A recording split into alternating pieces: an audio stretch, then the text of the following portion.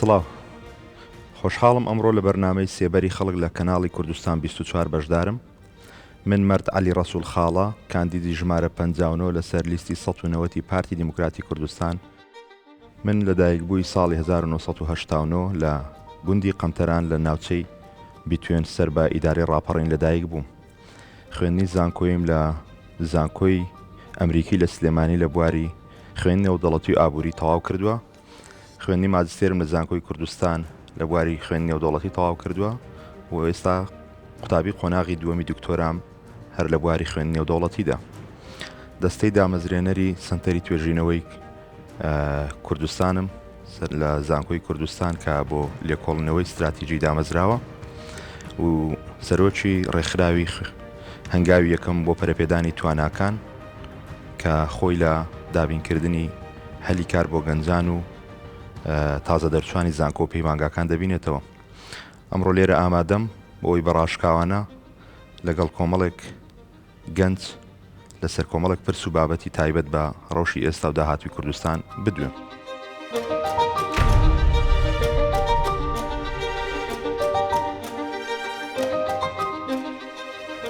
پیشەی ئێستات چیاوە؟ گەر بوویە پەرلەمانتار دەگەڕێتەوە سەر پیشەکی ئێستات؟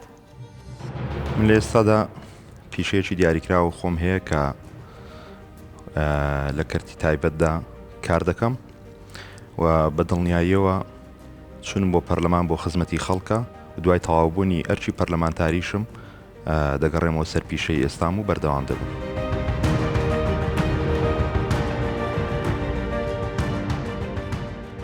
تا ئێستا چ بەڵێنێکت بەدەنگ دەرانداوە؟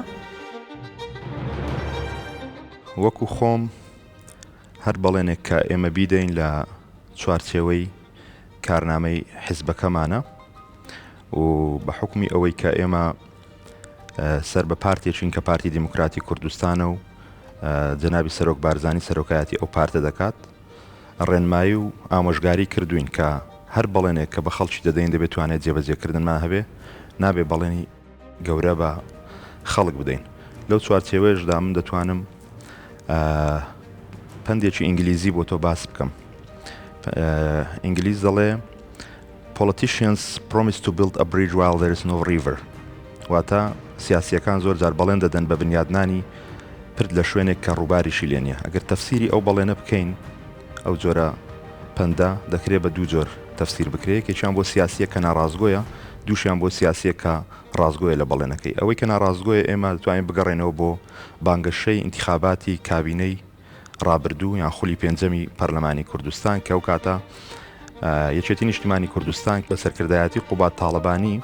بانگەشەی دامەزراندنی یاخود ڕەخساندنی 50,000 هەلی کاریان دەکرد. تۆ کاتێک دەتوانی بانگەشە بۆ پرسێکی ئاوا بکەی کە ناوەندی کارکردنت بۆ خەڵک دامەزران بێ، کاتێک کە ناوەندێک نەبێ خەڵک کاری تێدا بکە کەواتە تۆ ناتوانانی 50,000 هەلی کار بڕەخسێنی. هەر ئەم دروشمەش کە کابینەکەش کۆتایی هات نەیانتوانی جێبەجێ بکەن و هەلی کار نەڕەخسێنرا بۆ خەڵک بەڵکو خەڵکێکی زیاتریش بێکار بوون لە ئەنجامی سیاسەتی غەڵەتی ئەویان. بەڵام لە هەمان کاتدا سیاسێکی ڕازگۆمان هەیە کە بەڵێن دەدات و بەڵێنەکەشی جێبەجێ دەکات و خۆڕاگر و دان بە خۆداگرە لە ئەو بەڵێنەی کە بە خەڵکی داوە. ئەوە بوو کە بابەتی بە گرێبەستکردنی 38,000 مامۆستای وانە بێش کە جەنابی سەرۆک وەزیران کاک مەسرور بە خۆڕاگری لە ماوەی 4 ساڵی ڕابردوو کاری لەسەر کرد و مانجی ڕابردووش بەڵێنەکەی خۆی بەجێگەیاند.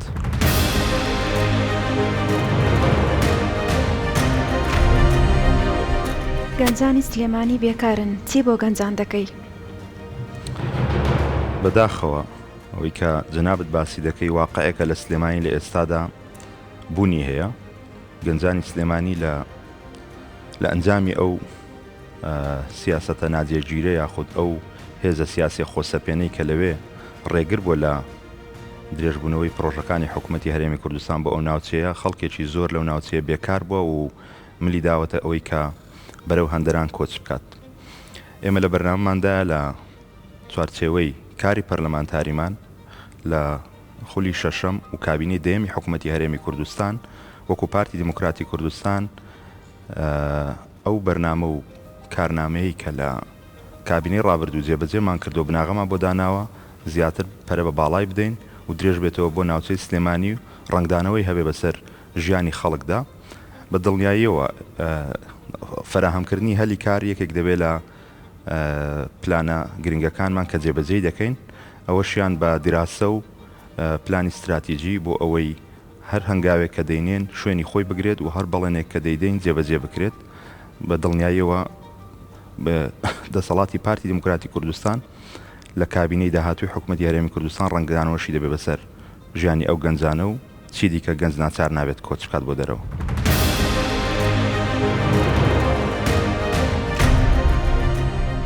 هیچ بڕێک لە موچەکەت بۆ هاوکاریکردنی هەژاران تەرخان دەکەیت؟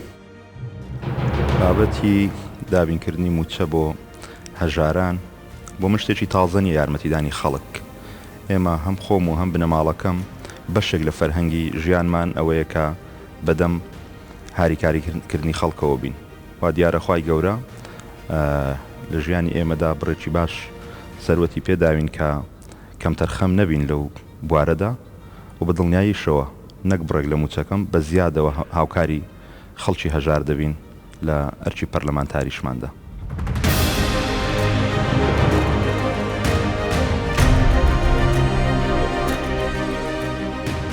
پارتی لە سلێمان دەسەڵاتی نییە، چۆن قەنەعات بە خەڵکی ئەو شارە دەکەی کە دەنگت پێ بدە؟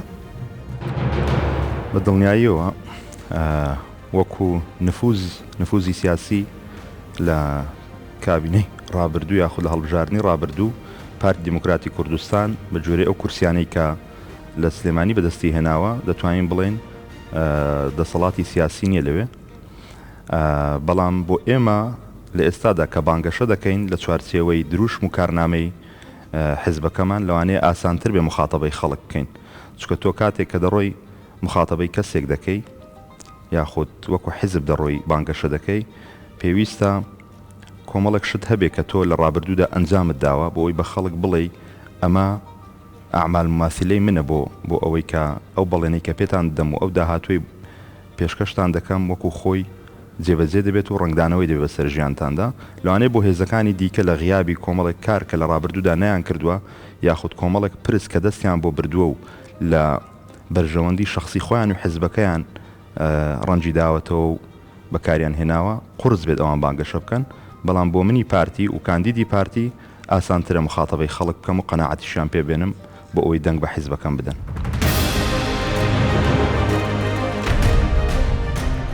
ئەگەر چووی بوویە پەرلەمانتار دەتوانیت چ شتێک بۆ خەڵک بکەیت؟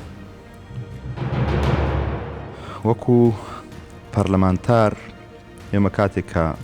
دەگەڕێین بەناو خەڵکدا ئێستا کە کاندیدی پەرلەمانین خەڵک دەدوێنین، بێگومان ئەو خەڵکە هەم لە ڕابردوو کۆمەڵی کاندیدیان بینەوە و خەڵکیش دەرچوو بۆ پەرلەمان، هەمیش لە ئێستادا کۆمەڵی کاندیدیکە کە بۆ ئەو خولەی پەرلەمان کاندیدن بینیویانن و کۆمەڵک خەڵک بەڵێنیان پێداون بەڵێنەکانیان جێبەجێ نەکردووە، ئەمە کاریگەری هەبووە لەسەر ئێمەی کاندید لە ئێستاشدا و کۆمەڵک خەڵک کە ئێستا کاندیدن چوون بۆ لایەن کۆمەڵک بەڵێنیان داوە کە لە توانێت جێبەجێکردنی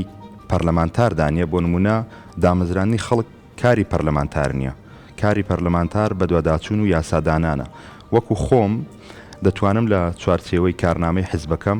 و لە چوارچێوەی یاسادانانی پەرلەمان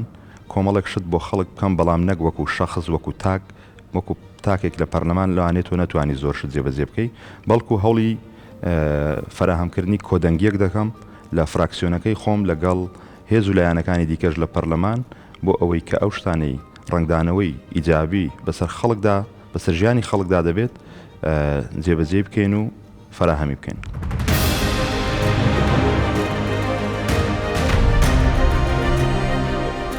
هیچ پارەت بە کەس داوە بەرامبەر بەوەی کە دەنگت پێ بدات؟ بەداخەوە بابەتی پێدانی پارە لە هەڵبژاردندا لە ئێستادا بووە بە دیاریدەیەکی ناشیرن، زۆر حیزب و لایەنی دیکە ئەم بابەتە بەکاردەهێنن بۆ ناچارکردنی دەنگدەر، بەڵام وەکو خۆم ئێمە لە هاریکاریکردنی خەڵک شتێک تازە نییە، بەبێ ئەوەی کە کاندیدی پەرلەمانتاریش بین هاریکاری خەڵکمان کردووە، بەڵام وەکو پێدانی پارە بە خەڵک بۆ ئەوەی دەنجی خەڵک بکڕین ئەمە لە ئەدەبیاتی ئێمەدا نییە، چکۆ پێمان وایە ئەوەی دەنجی خەڵک بکڕێت بە ئاسانیش دەنجی خەڵک دەفرۆشێت.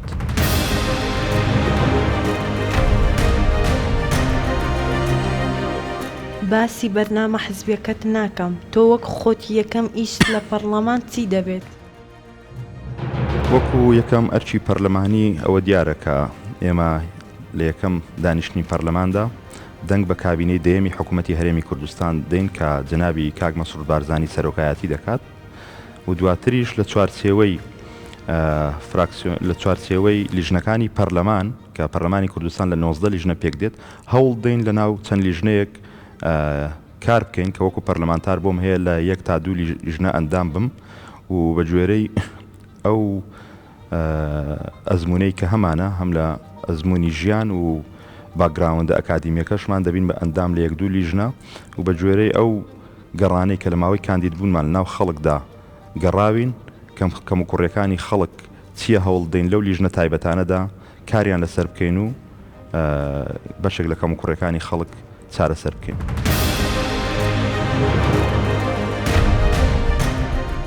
ئەگەر بوویە ئەندامی پەرلەمان دەتوانی بەبێ ڕەزامەندی حیزبەکەت بڕیار بدەیت؟ بابەتی بڕیاردان بەبێ ڕەزامەندی حزب بۆ ئێمە کاندیدی پارتی لەوانەیە کاتێک کە بووین بە کاندیدی ئەو حیزبە پەیڕۆ و پرۆگرامی ئەو حیزبە و کارنامەی ئەو حیزبەشمان خوێندۆتەوە و کاتێک بڕیارمان داوە بابەتی کاندید بوون پەسەند بکەین و دیارە بینیمانە کە حیزبەکەمان لە چوارچێوەیەکی نیشتیمانی کار دەکات کارنامەکەشی کارنامەیەکی نیشتیمانیە بۆیە بە دڵنیاییەوە ئێمە هەوڵی ئەوە دێن کە لە چوارچەوەی فراکسیۆنەکەمان کار بکەین و دەنگدانیشمان هەر بە کۆدەنجی دەبێت لە چوارچەوەی فراکسیۆنەکەمان لەبەرەوەی دڵنیاین لەوەی کە ئەو پرسانی کاری لەسەر دەکەین هەمویان پرسی نیشتیمانی. ئەگەر بوویە پەرلەمانتار دەتوانیت چی بۆ خەڵکی سلێمانی بکەیت؟ بەداخەوە دەیڵێم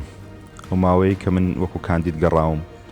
شاهێدی ژیانێکی پڕ لە مەرگەسات بووم لەو ناوچەیە خەڵکی سلێمانی بە کۆمەڵێک بابەتەوە دەناڵێنن کە هێزی سیاسی خۆسەپێن هۆکارە بۆ ئەوەی ئەم بابەتان لەو ناوچەیە زیاتر زەقنەوە دەربکەون. بابەتی هەرە سەرەکی لەو ناوچەیە بریتە لە قاچاقچێتی سنوورەکان کە بووە بەهۆی دابینکردنی سامانێکی زۆر بۆ کۆمەڵێک کوتلەی ناو حزبی دەسەڵاتدار کە یەکێتی نیشتیمانی کوردستانە لەوێ و ئەو کوتلانش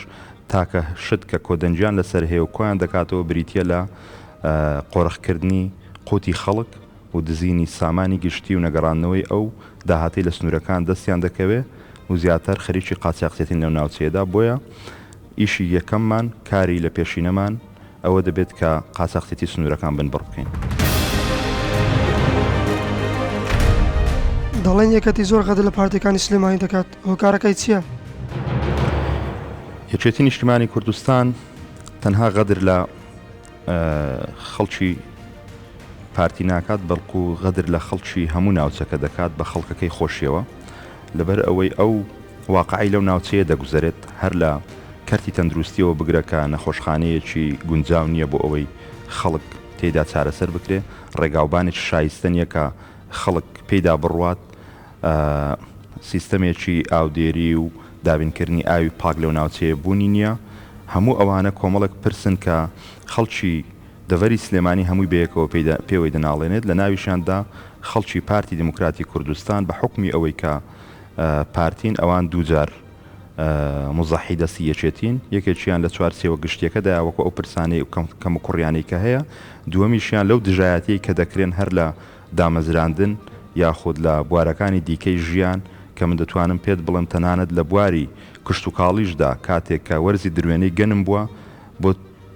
تەسلیمکردنی گەنم بە حکوومەتی عێراقی ئەوەی خەڵکی پارتی بووە ئەگەر 100 دۆنم زەوی هەو بێ لەوانەیە کارتی تەسلیمکردنی 17 تەن گەنمیان پێداوێت بەڵام خەڵکی یەکێتی لەوانەیە پارتیەک زەویشی نەبێت بە 100 تەن گەنمی بۆ دابین کراوە بۆی تەسلیمی حکوومەتی عێراقی بکات ئەوە غەدرێکی گەورەی لە خەڵکی پارتی کراوە.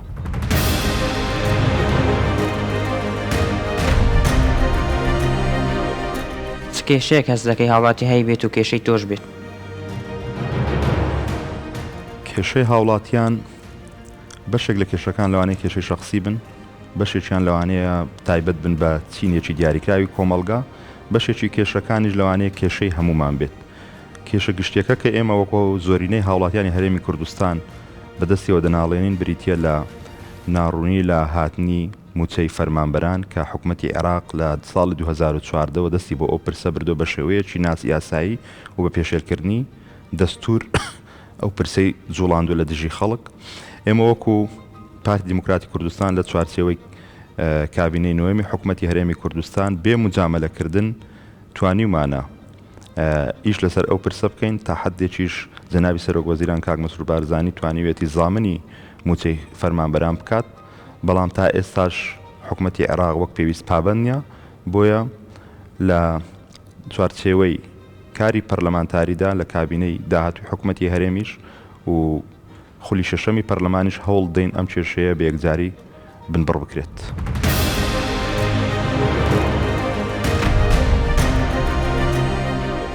بە ژمارە پێم بڵێ پێشبینی دەکەی چەند دەنگ بەدەست بهێنی؟ پێشەوەی بچمە سەر بابەتی ژمارەی دەنگەکانی خۆم دەمەوێ پێتان بڵێم کە وەکو پارتی دیموکراتی کوردستان پشتبەستن بەو بناغەیە کە لە کابینەی نوێمی حکوومەتی هەرێمی کوردستان و ئەو کارانەی کە کارمان لەسەر کردو و بەسەرکەوتوی ئەنجاممان داوە چاوەڕێ ئەوە دەکەین کە ژمارەی دەنگەکانی خۆمان بەجێگیری و بمێنێتەوە و چاوەڕێ دەکەین و زیادیش بکات و دەنجی لایەنەکانی دیکەش لە غیابی خطابێکی سیاسی جێگیر و دنیابینیەکی سەردەمانە خەڵکی لایەنەکانی دیکە لە ئێستادا بە دوای هێزێکی خاوەن ئیرادە و خاوەن خطابێکی جێگیر و دنیابینینێکی ڕوون دەگەڕێن چاوەڕە دەکەین دەنجی ئەوانش بۆ خۆمان زامن بکەین وەکو کاندیدیش خۆم بە گوێرەی ئەو گەڕانانەی کە کردومە ئەو بەسەرکردنەوانەی کە لە ناو خەڵک ئەنجام داون هەز دەکەم بۆچوونی خەڵک سەبارەت بە ئێمە ئیجابیە و ناتوانم بە محەددی ژمارەیەک بە تۆ بڵێم بەڵام ئینشاءالله بە پشتیوانی خودایەکێک دەبین لە کاندیدە سەرکەوتوەکان.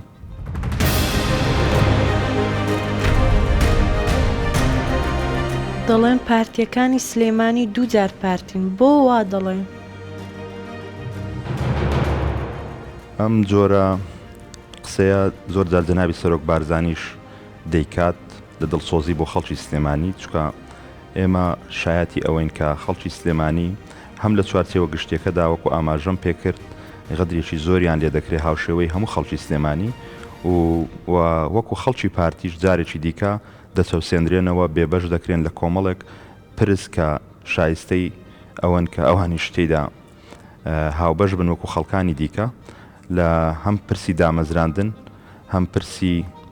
مامەڵەکردنی ژیانی ڕۆژانەیان بگرە لە پرسی ئەوەی کە ئاماژەم پێکرد لە بواری کشت و کاڵیدا لەوانەیە خود لە بواری بازرگانیدا لە ئەوەی کە بۆ لایەنگرێکی یەکێتی فراهم دەکرێت بۆ خەڵکی پارتی بە هەمان شێوە فراهم ناکرێت بگرە دەشتەوسێنرێنەوە و بێبەشیش دەکرێن لە ژیانی ڕۆژانەیان.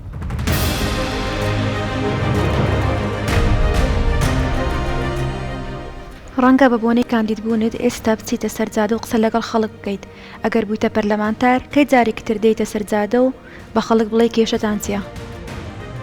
بوونی ئێمە لە ناو خەڵکدا تەنها وابەستە نیە بە ژیانی ئێستای کە وەکو کاندید لە ناو خەڵکداین ئێمە هەمیشە لە ناو خەڵکدا بووین و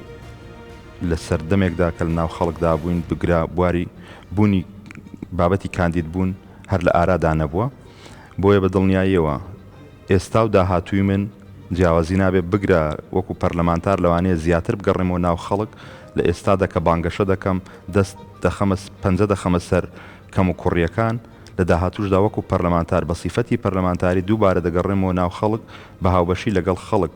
گەڵاڵەی کۆمەڵێک پرۆژە دەکەین کە سەرچاوت بگرێت لەو کەم و کوڕیانەی کە لە ناو خەڵکدا هەیە و کار دەکەین لەسەر ئەوەی کە لە چوارچێوەی کاری پەرلەمانتاریدا بە یاسا ئەو پرسانە چارەسەر بکەین و ژیانی خەڵک بەرەو باشتر ئاراستە بکەین.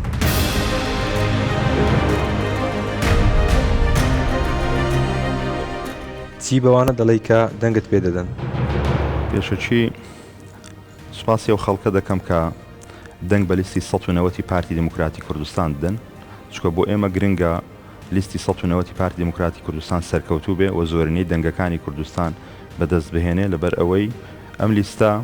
و ئەو حیزبەش کە خاوەنی ئەو لیستەیە هەڵگری پەیامێکی نیشتیمانیە کە تەنها ڕنگدانەوەی بەسەر ژیانی خەڵکی پارتی و خەڵکە حیزبەکەی خۆی نابێ بەڵکو هەموو خەڵکی کوردستان لێی سوودمەند دەبێ و وەکو خۆشم کە کاندیدی ئەو حیزبم سوپاسگوزار دەبم کە خەڵک ئەوانەی کە دەنگم پێدەدەن و متمانە بەم دەن متمانەکەیان نادۆڕێنم و بەڵێنی ئەوەشیان پێدەدەم کە لاپەڕەکانی ژیانی 4 ساڵی داهاتووی پەرلەمانم پڕ بێ لە دەستکەوت و خزمەت بۆ ئەوان و خاڵی و سفر و سپی لە دەستکەوتی شخصی و هیچ هەر ئیمتیازاتێکی کەسی خۆم.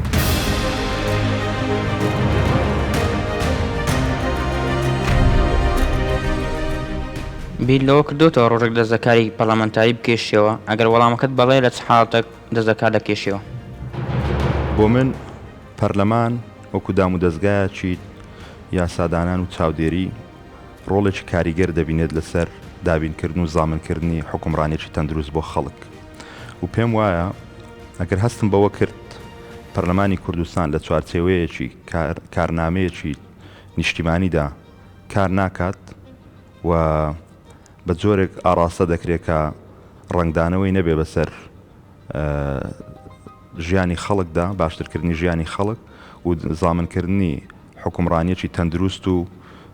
چاودێریکردنێکی باش بەسەر دەسەڵاتی جێبەجێکردن لەو حاڵەتەدا لەوانەیە دەست دەکار بچێشمەوە یاخود ئەگەر هەستم کرد لە ئاستی متمانەی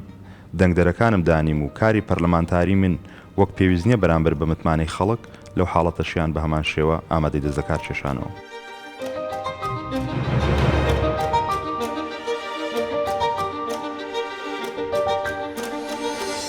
زۆر سوپاس بۆ پرسیارەکانتان